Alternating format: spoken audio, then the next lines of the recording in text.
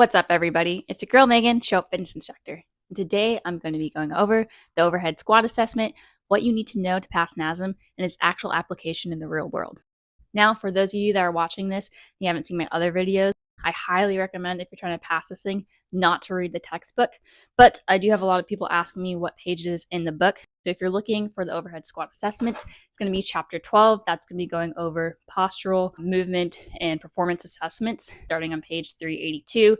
Specifically for the overhead squat assessment, you're going to see it starting on page 388 to 392. Going into the overhead squat assessment, first thing you guys should know, it's going to be abbreviated as OHSA. NASM likes their abbreviations. They might say the full term, so just so you guys know, OHSA, overhead squat assessment. When they're doing this, we're looking at the 5 kinetic checkpoints for NASM, and that's going to be your feet or ankle, your knees, your LPHC, once again, another acronym, lumbopelvic hip complex, so your hips, your shoulders, and then your head and neck. So those are the 5 checkpoints that you'll have for NASM. Now, if you guys are going through our course, the SUF-CPT, you'll know that we look at 10 checkpoints, which is going to be the ankles, knees, hips, 3 portions of the spine, starting from the lower, lumbar, thoracic, cervical. Then we're looking at the shoulders, the elbows, the wrist, and then last, diaphragm, breathing.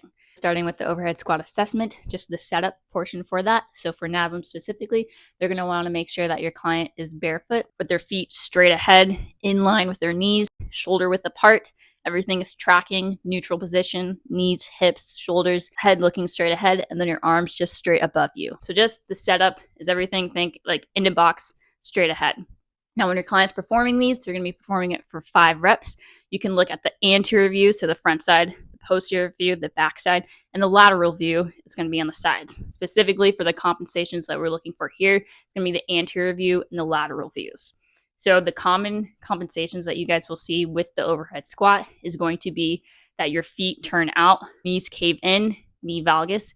You have a low back arch, which if you're looking at the terms before, in the postural assessment, you'll see that there's 3 postural distortion patterns. You have lower cross syndrome, upper cross syndrome, and pes planus distortion syndrome. And so lower cross syndrome, low back would be that low arch that you're going to see demonstrated for the overhead squat. You'll also see that we'll have an excessive forward lean or your arms falling forward. So those are the main ones, main compensations that you'll see during the overhead squat. Now, as you guys have probably known in my other videos, when we're looking for these compensations, the big thing that NASM wants you guys to know is what is the overactive and underactive muscles associated with these compensations. And also with that, what should we do to those overactive and underactive muscles? So first thing first, what is overactive muscles? For NASM, it's going to be a short, tight muscle, and you're going to want to stretch it, lengthen it, femoral stretch, femoral, SMR, self-myofascial release. These are all terms that I've put in all the videos. I can also make another video specifically on it. Just quick overview for that. Underactive, it's going to be weak and lengthened. So you're going to strengthen it at a 4-2-1-1 tempo. That's the tempo for phase 1 stabilization. And so specifically, when we're looking at the feet turning out, some overactive muscles might be your gastrocnemius. Some underactive muscles might be the anterior tibialis, posterior tibialis. When in doubt, honestly, anytime that you see a lower body movement, your glutes are also going to be underactive. Obviously, don't do it if it's an upper body, like your arms falling down. Now, once we go to your knees caving in, you're going to have your adductors, the muscles that are in the inside group there, be overactive. You would have your VMO, once again, abbreviations that NASM like, your vastus medialis oblique. If you guys have seen our other videos, obviously it's just your vastus medialis. They like to throw in another oblique there. So your VMO would be underactive. And once again, you guys guessed it, your glutes would be underactive as well too. Now, when we go to the low back arch, you're going to see overactive muscles. Tight muscles are going to be your psoas, your hip flexors is what they're just going to categorize it. There's a lot of other ones as well too, like your TFL as well, that they'll say is overactive. But usually when it comes to the test, you're looking at hip flexors. So those guys are going to be tight, overactive. You'll also see with that arch, your extensors, your low back extensors, they will say, we will know your rector spinae along with other muscles, but those would be the overactive ones for that one. Once again, for underactive, you're going to have your glutes,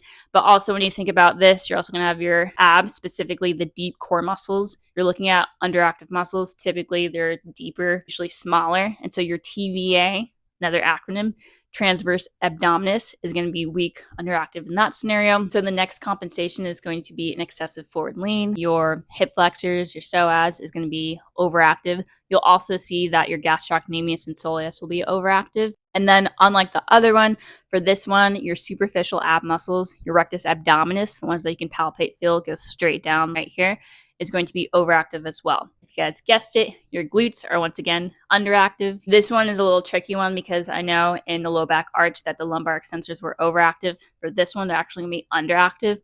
Honestly, when it comes to the test, I don't really see the lumbar extensors. Your rector spinae is going to be an option, or rather it's going to be the answer for this one. So don't be worried if you get confused on that. I would be focusing more so on the hip flexors, the glutes, gastrocnemius, the main muscles that we go over. And I have another video also going over the top muscles that you should know for overactive and underactive muscles. So don't get too caught up on that. And so now the last one is going to be your arms falling forward.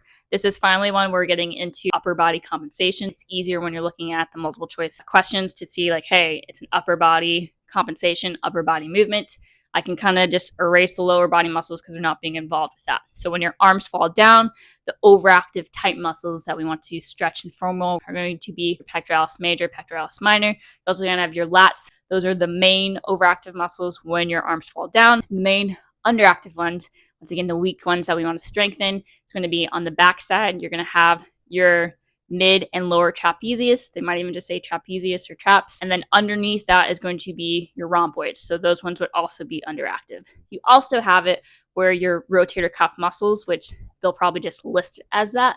But if you guys have been a part of the SUF-CPT program, you would know that there's 4 of them. So you have your supraspinatus, infraspinatus, teres minor, and subscapularis. So I know this was a lot, kind of recap for you guys to know for the test. 5 checkpoints. We have your feet, ankle, knee, LPHC, lumbo-pelvic hip complex, shoulder, head, and neck. Looking for anything that's wrong with that, looking at overactive and underactive muscles. What should we do to those muscles? That's what you need to know to pass the test. Now, I had a comment on my other video before looking at actual application of these terms for when you actually train clients in real life. And I can tell you from my own experience and other people that have been training, I do not use the overhead squat assessment. And probably some of you guys are watching this video or going over the NASM material, probably questioning this as well too, or other things that NASM puts out there. Because when it comes to an actual person, I don't see the application with this with the general pop. Doing a squat is typically kind of hard for individuals and clients, especially beginners. So now I'm going to put them in the position that they're uncomfortable with and have them put their hands over their head, which probably a lot of you guys know. A lot of people lack mobility and they can't even get into these positions. So now they have a little flare. They have other things going on. And it's just, you're setting them up for failure. We want to set up our clients for success. And we're also not trying to put them, like I said earlier, with the 3 postural distortion patterns. I'm not trying to put them in a category where I'm scaring them. I'm trying to help them move better, get their goals. A lot of your clients' goals are just going to be to move better, live better, have healthier lifestyles. When you look at Olympic lifters, when they actually do the overhead squat assessment, they don't have the best form. So everything doesn't have to be in this perfect cookie cutter box. Like we said with overhead squat, they want you straight in line with everything. A lot of times, even for myself, when I do a squat, I have one foot that is a little bit more externally rotated than the other. So if you looked at my squat, you would probably in the book say, hey, this person needs to foam roll stretch, do all this. But for me, it's optimal. It feels comfortable. I'm still strong there. I'm not weak. I'm lifting a lot of weight with that. Also going to a gym. Unfortunately, I did see a trainer use the overhead squat on this lady who was probably, I would say, 250, probably one of her first times going to the gym. And she's doing the overhead squat and she looks very uncomfortable. I'm not saying I don't know. I didn't see her again, but she probably didn't sign up with that trainer. And so when you look at the success rate too with signing up clients, retaining them, in the book you guys will see, it'll probably be a test for you guys as well too. For NASM-CPTs, the sign-up rate, retention rate for clients is 30%. So that means out of 10 people that you're getting, you're only signing up 3. And for me, I think probably the overhead squat assessment may be a reason for that.